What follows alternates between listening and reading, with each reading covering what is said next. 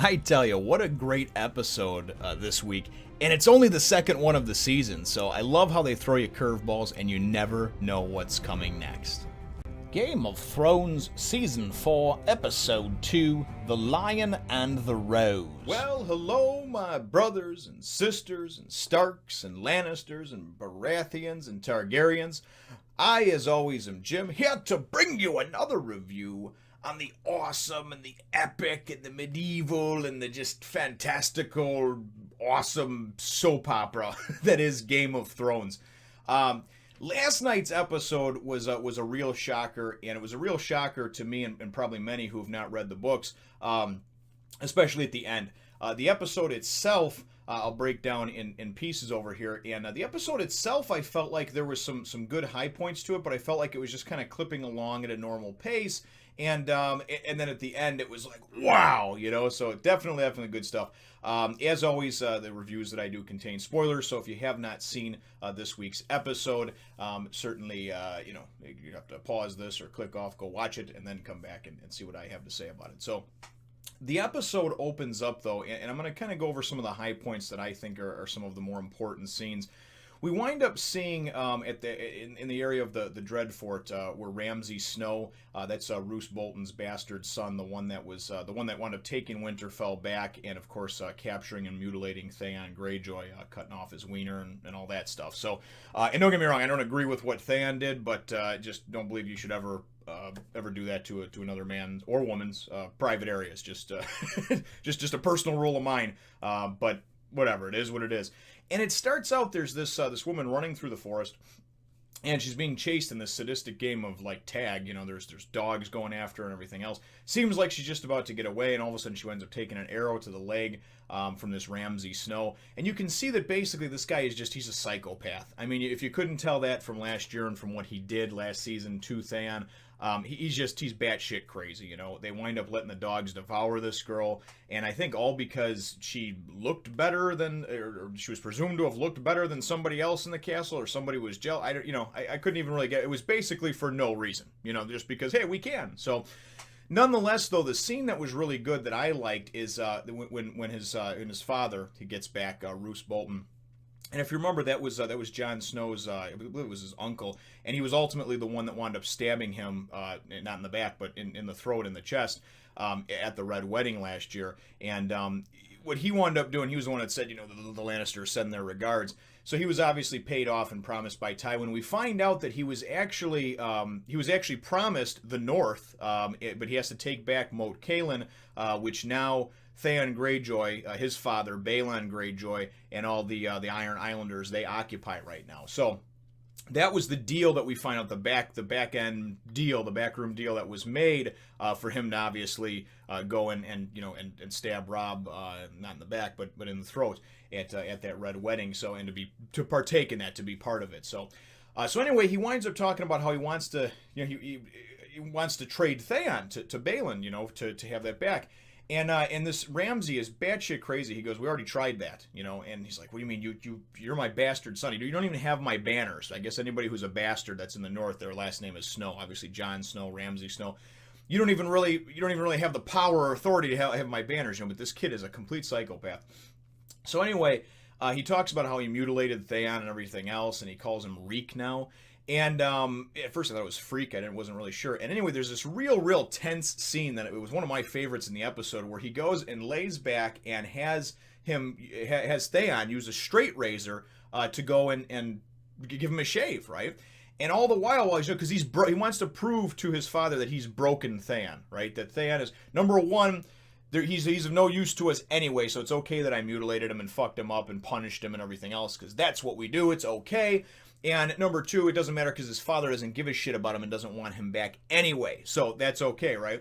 And this scene, though, as he does it, man, and Theon's, he's trying to irritate Theon and to show his father that this guy's not going to cut my throat. And he could have slit his throat at any time.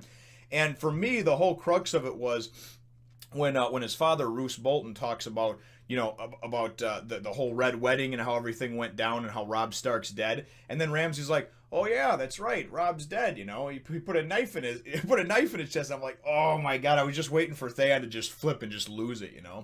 Nonetheless, though, we find out that Roose is obviously he's power hungry. He wants to have the North. He wants to be the warden of the North, and that's what was promised to him by Tywin Lannister. And the scene winds up ending after he goes and he puts Ramsay in charge of. He says, "Listen, take Theon, and take I don't know how many guys, and go take back this moat, Kaelin." And that's really kind of where we leave that one at. We do get another scene, and I'll go over it briefly, but I didn't find it too interesting. And this is the problem with having so many threads to follow. This week, we didn't see Jon Snow. We didn't see the Wildlings. We didn't see Arya and the Hound.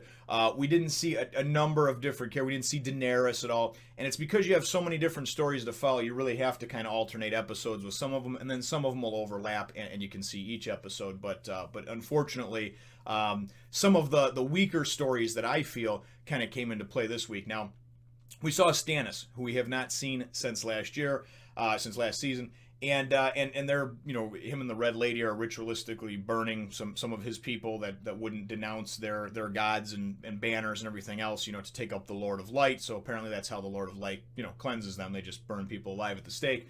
And then we kind of get this awkward, just sort of family dinner between Stannis and his wife and this lady in red, right? And it's just really goofy. The whole scene, to me, was kind of a throwaway scene. I didn't see a whole lot that came from it, other than the fact that supposedly their daughter is getting out of hand, and they've asked Melisandre, the red lady, to go and talk with her. And she does. She goes and talks with her and explains to her about there's no 7 heavens and 7 hells. And really, for any of those of you that do believe in God, in Christianity, you realize that there's only supposed to be 1 heaven, 1 hell, all that sort of thing. But they obviously they have the old gods, they have the pray to the 7 gods. There's a number of different things going on as far as theology and the religion that's behind it there. But what she winds up telling her is, she says, there's no hell except for the one that we live in. There's only one hell, and it's the one that we live in right now. And that was the profound moment, I think, for that scene. We then go and we see, we wind up seeing Bran and company, Bran and Hodor, and God, I always forget that, Jojen, I think, and Mira, I believe, is his sister. And if you remember, Rincon and the Wildling chick, they separated from them at the end of last season. But anyway, their story to me is very uninteresting. I think it'll play a part in the future. This Bran is able to, obviously he's a warg, he's able to look through and kind of almost like personify or like embody, have an out-of-body experience while he's sleeping and go into animals. So he's running around in his wolf while his wolf's eating, and he can actually taste the meat and everything else. They wake him up because he's been out for hours, and they explain to him, this Jojen explains to him, listen, dude, you can't, if you live too much in that earth, you'll forget how to come back. That was the profound part of that scene. They wind up coming across a tree that has one of the faces of the old gods carved in it, and that was back from the children of the forest from those days. They prayed to the old gods and everything. And Bran sees this vision. In this vision, he sees dragons, it looks like, over King's Landing. He sees his father. And then he kind of gets this thing in his head about how, come to me and I'll be underneath the tree, beneath the tree, something. It's some kind of profound statement. We don't know what it means yet. All of a sudden, he just kind of looks up and he's like, I know where we have to go, or I know what we have to do. So that was really the kind of scene with that happened. So that takes care of all the kind of side stuff that happened. We do get, I thought it was a nice scene, and really some of the scenes in here, to me, the dialogue is written so well, it's almost, it reminds me of almost like Quentin Tarantino type movies where there can be no action for 10 or 15 minutes, but just the conversation and the dialogue between 2 or 3 characters is just so superbly written that, I mean, you're just like, wow, this is great. It's so on point, so key. And you get a lot of that in the King's Landing area of this. First, it starts out and we have a brotherly bonding moment between Jaime Lannister, the one-handed Kingslayer, and Tyrion. And Jaime, of course, is struggling with his one hand. He spills some wine. He kind of feels like a dope. But I think that he identifies better now with Tyrion because Tyrion's always been made fun of. He's an imp. He's shorter. So there's a lot of different things that he can't do and limitations he have, almost like he's handicapped as well. So they wind up talking to each other, and Jaime, pretty much confesses that, listen, I can't protect the king. I can't even use my left hand. I mean, I can hold a sword, So the whole thing that came out of this is, number one, I thought a little bit of nice dialogue and bonding between these 2 brothers. But number 2, it was one of my favorite characters, Bronn, winds up getting tasked with actually kind of meeting in secret with Jaime Tyrion, says, hey, listen, I know this guy that can help you out, and Bronn will be very discreet about it. And the scene between them was really cool because they meet, they meet at this little kind of far off area, and Jaime's big thing is he can't have anybody knowing. If anybody knows that the Kingslayer cannot fight properly and is learning and training to fight, he'll have no respect, whatsoever. He won't even be able to be in the King's Guard, I'm sure. So, anyway, Brom meets up with them and he says, "Are you sure this place is safe?" And he says, "Oh, do you know this Knights or so and so?" And Jaime says, "Oh yeah." And he goes, "Well, I fuck his wife here, and if nobody hears her screams, then they're not going to hear us, And I just love Brom, just the way he is, just his casual way of working. And then so we see this scene between them where he's teaching Jaime how to actually fight again and how to fight using his left hand, which I thought was pretty cool and pretty profound. Just the way it was laid out and everything else. And again, Brom is a character that I really enjoy. I enjoy his dialogue, and whenever he's on screen, I just really like him. So everything, though, has been building up, though, to the wedding, this wedding between King Joffrey, who everyone loves to hate, and of course, Marjorie Tyrell. Now, the cool thing about this whole setup is we wind up seeing the wedding itself, right, in the chapel or in the cathedral and whatnot, was just very, very quick, and just, there was really nothing of importance that happened in there, except for Sansa kind of looking on, and Tyrion going, yeah, better her than you, because now she's the queen, right? Better her than you. You don't want that, trust me. So then they kind of do this, like, I don't know, I guess almost like it's almost like the reception, but it's sort of like this pre-party where they're given gifts and things like that. And we see the second sword that Tywin had made in the last episode in the season premiere. He had the two swords made that were melted down from Ned Stark's sword of the Valyrian steel. And he gave one, of course, to Jaime. The other one was given as a wedding gift to Joffrey. And when he gave him this gift, it was only after Tyrion's gift was this book that he gave him, right? And of course, we know that Tyrion and Joffrey hate each other. Joffrey is just a little punk, and so he winds up taking the sword and, just like the little temper tantrum prone teenager that he is, starts going and chopping up the book with it like a little bitch, The whole build-up between a lot of this was great because you see these two older people, and as far as I'm concerned, anybody who gets to be beyond like 40 in Westeros is doing something good, because even the highborn and everything like that, I mean, there's constantly somebody's backstabbing, overthrowing, poisoning, going to war, whatever. So you've got Tywin Lannister, right, who to me is one of the best actors and one of the strongest characters in the movie. And love or hate the Lannisters, it doesn't matter. Tywin himself, the actual actor that plays Tywin, does such a great job, such a superb job, delivers the lines with just such great, oh man, it's just such passion, And then I love the grandmother of Marjorie Tyrell, Olenna Tyrell, I believe her name is.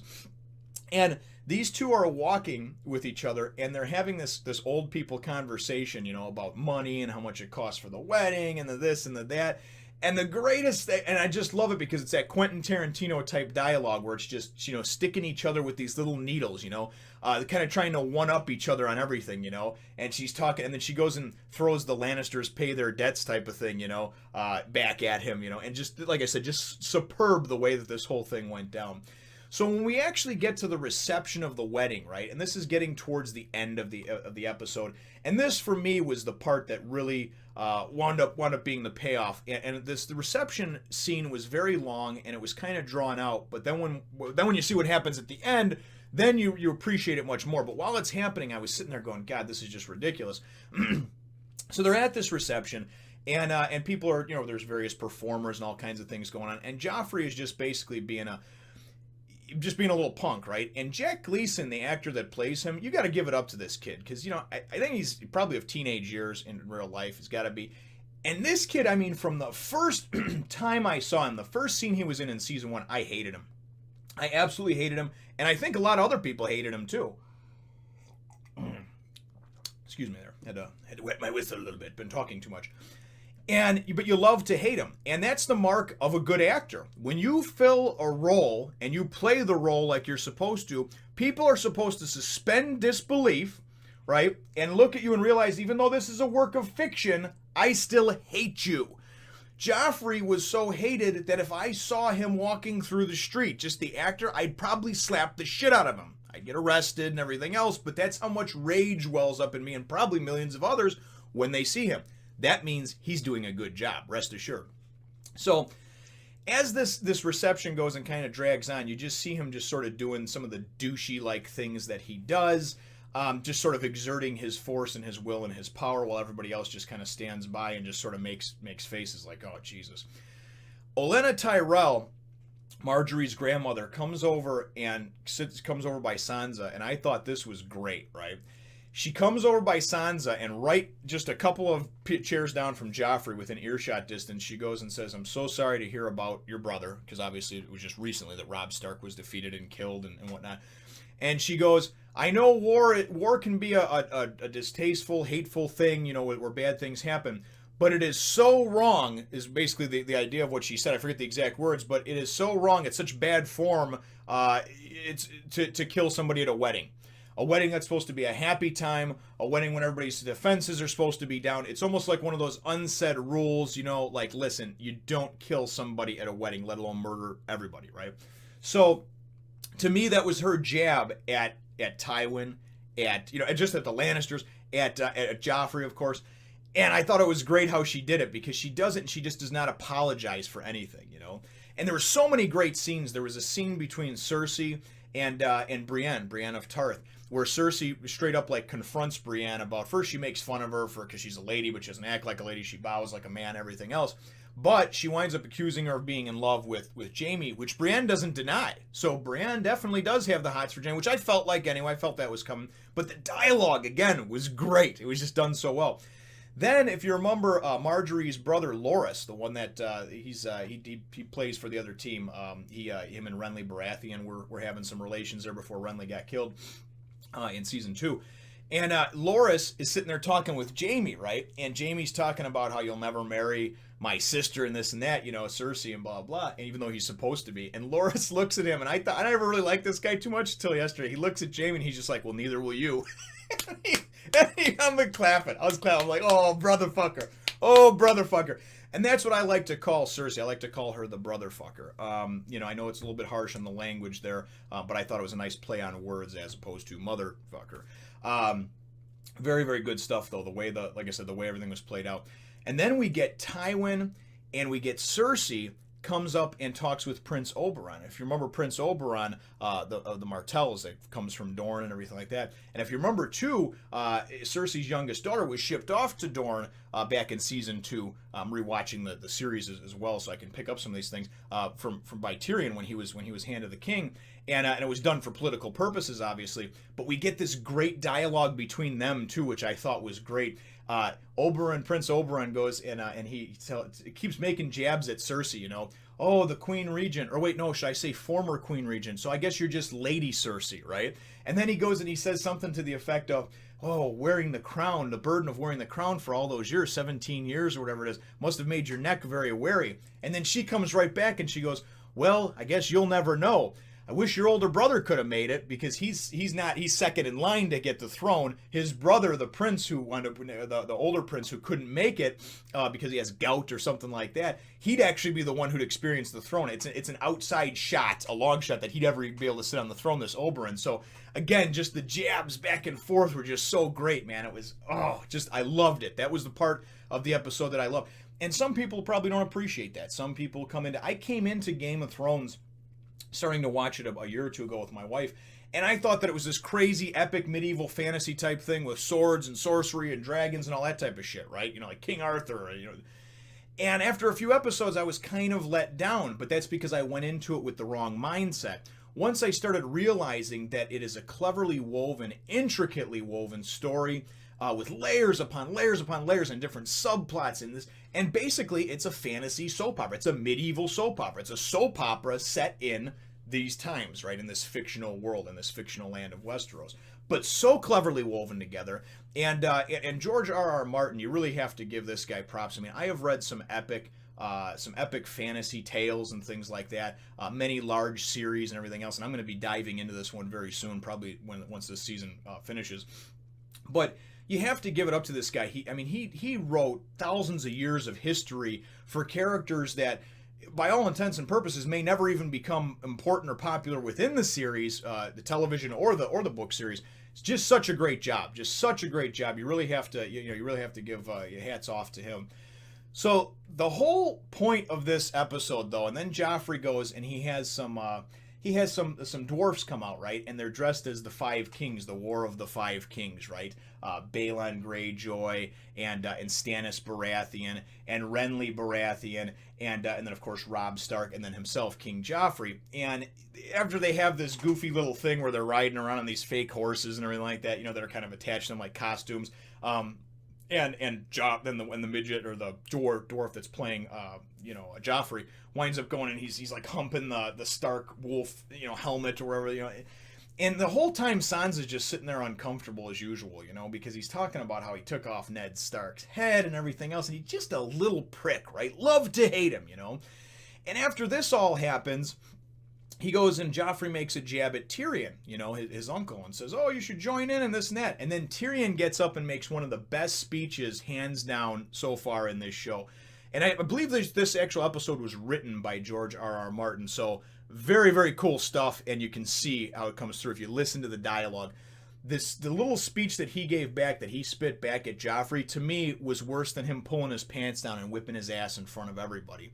He basically called him out for being a bitch. He called him out for being a little chicken shit king that does nothing but hide behind his power and his crown. And he did it all in such a suave, elegant, sleek way for such a short little man in stature. Boy, did he really just deliver the big words, So Joffrey starts trying to humiliate him. And, he pours some wine over his head and everything else. Then he goes and as Tyrion's going to go and leave, he says, "Well, you have to be my cupbearer now."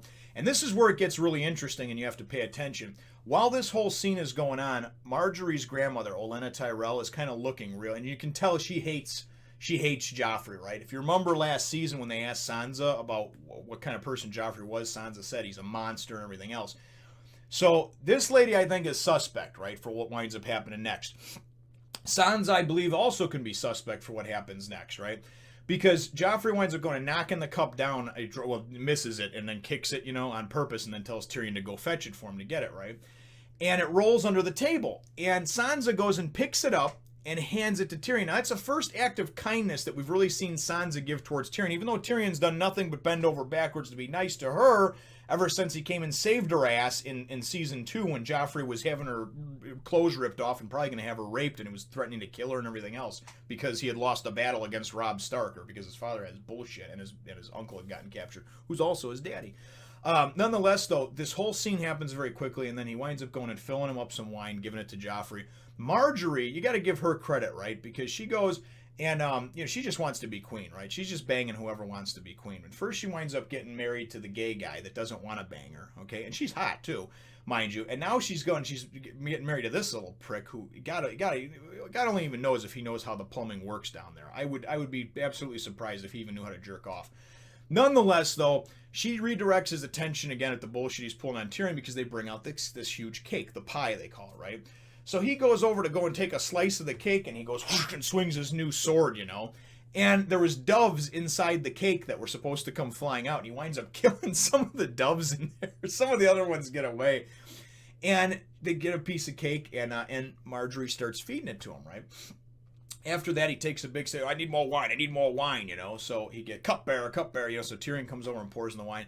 He drinks the wine, and then he starts to look like he's choking, He can't breathe real good, and he's like, no, I'm fine, And Tyrion's looking the whole time just like, whoa, right? And you get a glance over at that Olenna Tyrell, and she's just like, she's got this sly look on her face like she knew something was up. As this starts to go down, that Sir Dondros, I forget what his name is, he winds up coming over by Sansa and saying, "We better get out of here now." So I don't know if he had something to do with the poisoning of it, or if Sansa did when she grabbed the cup, or whatever, because Joffrey is now starting to turn different colors. He's coughing, he can't breathe. And then all of a sudden, Jaime, his dad, but we don't know, but technically the realm isn't supposed to know it's his dad, comes running over with Cersei, and I'm thinking that Jaime's going to be the hero. He's going to wind up performing CPR or whatever, right? And he's just choking on something. And, maybe the bag of dicks that he ate earlier that day. But anyway, so Joffrey's choking, and I'm thinking, oh, this is going to end, with him saving him, and then all of a sudden the Kingslayer is going to be, in everybody's eyes, he's going to be the savior of the king, right? Not the slayer of the king, and it's going to be poetic because he saves his son, who nobody knows is his son, but, so as he's turned over, and they turn him over, right? Because he's throwing up and everything. And then as they turn him over and he's on his back, dude, his eyes are just like all messed up and bloodshot. And it was great, the special effects they did. They zoomed in on him, and I mean, he just looks like a zombie. He's just blue and purple and gray looking. And oh my God. So beautiful. And I'm sitting there watching this with my wife, and everybody, that has read the books and stuff like that, nobody told me what was going to happen, but they said, you're really going to want to watch this episode. I think it's going to be one of the better ones. And as the episode was clipping along, I was like, yeah, it's good. It's a good episode. It's just a Game of Thrones episode. I mean, there's nothing super important that's going on, right? And then at the end, when that happened, and Joffrey's like, and then he takes that last breath, and he's sitting there, he's dying. And Cersei flips, right? And as he's dying, he's pointing at Tyrion because he thinks it was Tyrion that poisoned him, right? And that's the obvious thing because Tyrion was right there and all the shit he did to him. And Cersei's like, arrest him, he killed my son, And the thing about it that was great is that I had to, it was probably 15 minutes after. I'm sitting there looking at my wife, and I'm like, did they really just kill Joffrey? And although she was very happy about it, I wasn't. And not because I like Joffrey in any way, shape, or form, but Joffrey has been one of the greatest antagonists in this series so far. He is what made King's Landing just vibrant and rich with all the evil, despicable shit that he did, to see how a teenager acts when given all this power, right? And his balls still haven't even dropped yet. He was one of the greatest villains, I guess you would say, that I've ever seen in a show because I hated him so much. And so now I'm almost at that point where I'm like, man, in a couple episodes, I'm going to miss this son of a bitch. Not miss him because I loved him, but miss him because I loved to hate him, So that is how the episode ends off. And it looks like, of course, Tyrion was framed, it looks like. I think it's obvious that it wasn't him. So I'm either thinking that it was Sansa or that Sir Dondry, I can't remember his name, Sir Donus. But I'm leaning towards that it was the grandmother, that Olenna Tyrell. However, does that mean that technically that her granddaughter is the queen now until they because they didn't consummate a son? How does that all work? Who does the title go to now? And really, that's my episode question. For those of you that have read the books, I don't want to know exactly what happens. Please don't spoil me. But if you could let me know in the comments down below, number one, who do you think poisoned Joffrey? And number two, from your knowledge and what you know about this, who does the crown go to now? Who does the crown go to? Does it still stay with Cersei's, what they think is her son, which would be her youngest son, who's like 10 or 12, and then does she act as queen regent, or does Tywin as the hand act as the king, the king regent, or whatever they call that, just until he's of age? Marjorie and Joffrey had tied the knot already, so is Marjorie then the queen technically? And because she has no offspring, let me know what your answer is in the comments down below. Feel free to hit the thumbs up, the like button if you should think that I deserve it, and subscribe if you haven't done so already. We will look forward to catching all of you in the next Fun Nation. Thanks for watching, and remember to check out my other channel as well as follow me on Facebook and Twitter.